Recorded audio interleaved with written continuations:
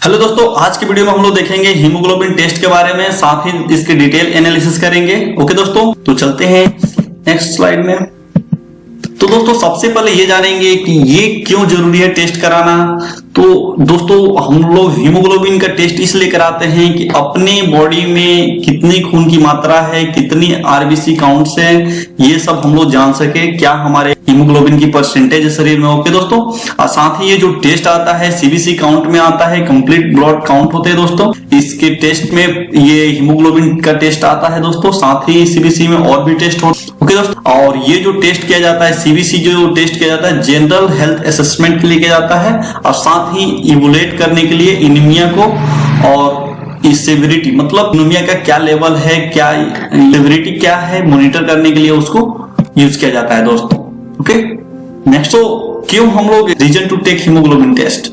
तो दोस्तों सबसे पहले जानिए क्यों हम लोगों को हीमोग्लोबिन टेस्ट कराना चाहिए। तो दोस्तों हमारे शरीर में जो भी है वीकनेस हो जाते हैं, जिसको कमजोरी बोल सकते हैं, डिप्रेशन होने लगे, या शॉर्टनेस ऑफ ब्रेथ यानी कि आपके सांस लेने में परेशानी हो रही है, डिजीनेस है, जनरल मलाइज है, चेस्ट पेन है, छाती में अगर दर्द होने लगे, हाथ और पैर है वो ठंडा होने लगे, तो ये सब सिम्टम्स है जिस सिंपल मिलाकर आपको बोले कि अगर आपको कमजोरी महसूस हो रही है तो जरूर हीमोग्लोबिन की एक टेस्ट करानी चाहिए। नेक्स्ट चलते हैं दोस्तों, preparation needed for haemoglobin test. दोस्तों प्रिपरेशन कोई जरूरी नहीं है, मतलब उसके लिए हीमोग्लोबिन टेस्ट के लिए ना ही फास्टिंग की आपको जरूरत है, ना ही स्पेशल प्रिपरेशन कोई रिक्वायर्ड है।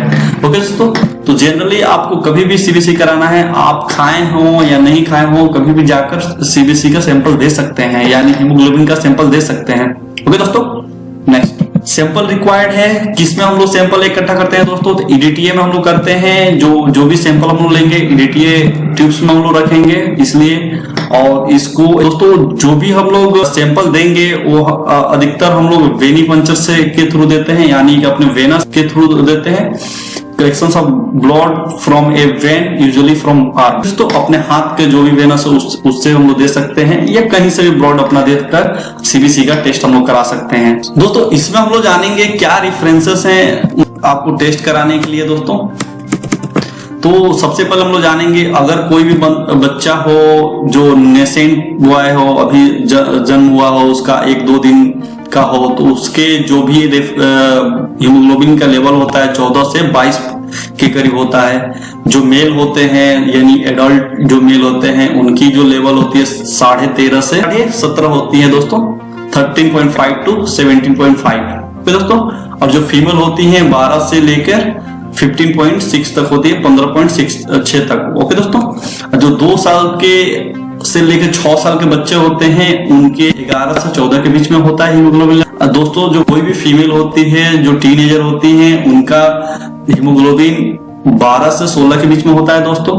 तो ये रेफरेंसेस हैं, और भी इसमें छोटे छोटे रेफरेंसेस होंगे, लगभग आप मान कर चलिए कि नहीं 12 से लेकर और 16 के बीच में हो, हीमोग्लोबिन नॉर्मल रेंज में बोला जाता है दोस्तों। तो इस तरह हम लोग देख सकते हैं, हीमोग्लोबिन बहुत बेसिक सा टेस्ट है, कोई भी टेस्ट कराते हैं दोस्तों। ओके, तो okay, thank you, thanks for watching.